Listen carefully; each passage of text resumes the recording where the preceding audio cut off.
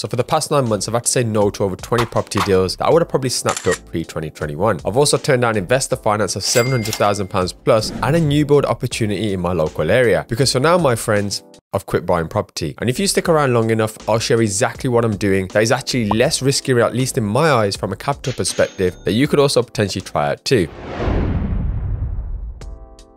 Now, as someone who has invested for 11 years in property, I'm a huge advocate for what it can do to your life. So I'm not here saying you should never invest. It can create wealth, cash flow, security, and it's something that, at least in my eyes on the whole, beats leaving money in the banks just so the banks can get rich from it. And before I jump into the whys and whats of why I quit, at least for now, I do have to stress this important statistic. 70% of you who watch my videos have never actually pushed that subscribe button. And although it may seem like a small task, if you've ever found any of my videos helpful or useful, it will be doing me a massive favor if you could subscribe, because the larger the channel gets, the more content I can get out to hopefully help you guys in the future. So anyways, why I've currently quit buying property. Now, you've probably seen on my weekly update videos, unfortunately, there's never really much optimism or promise, at least for the short term, in property. Deals that used to make sense with mortgage rates more than half of what they are now no longer make sense. The ROIs that I had gotten used to, and I'm sure many of you had as well, they no longer exist, or at least not in the numbers that we were seeing. And although that's still not the end of the world, because let's face it, it's still most likely going to be beating the banks and the measly interest that they give you. It just personally hasn't motivated me enough. Now, I want to stress where I am in my journey. It's completely different to yours, my friends. Some of you are way ahead of myself and others may be just slightly behind. So please bear that in mind. But for now, I am okay with my current assets and properties that I have. I also have 2 new build sites, which I'm sure you've heard me speak about, with one literally finishing up and the other just in its infancy stage, having just finally passed planning. So I'm kind of happy to sit on the sidelines, but, and this is a big but, my friends, sitting on the sidelines doesn't mean I've completely switched off. It doesn't mean I'm going on holiday or I'm relaxing for the next 12 or 24 months, because at any time, whether it's a booming market or a falling market, there could still be opportunities out there that could change your lives. So I don't want you to suddenly take your foot off the gas. In fact, what I'd actually say is now is probably the time to be more alert, because there's going to be opportunities presenting themselves. And that's something that I am actually doing myself, because I'm still in this game to change the fortune of my life and my family's life. And I really want that for you guys too. So what am I doing? Now, as many of you know, I am passionate about health and well-being, more so than property, especially around mental health. And if you're a subscriber of the channel or an avid watcher, then you know my passion lies in Healthxcel. I won't go into it too much, but I want it to grow. And this year, I believe I can do really well with it. So rather than buy a single let or do a BRR with less ROI, I'm just opting to inject more cash into more product lines to further hopefully help increase our reach and of course help others. Also, alongside this, I'm also keeping my investors in the loop to stay ready. I haven't completely said no. I have some commercial types of properties that I want to get my hands on, and I'm actively scoping for the right opportunities. So should they come, I need to act quick and I need to make sure that my investors are on board. So make sure you're actively looking and either saving or of course raising finance. And finally, I'm also working towards scaling up our serviced apartment business, which actually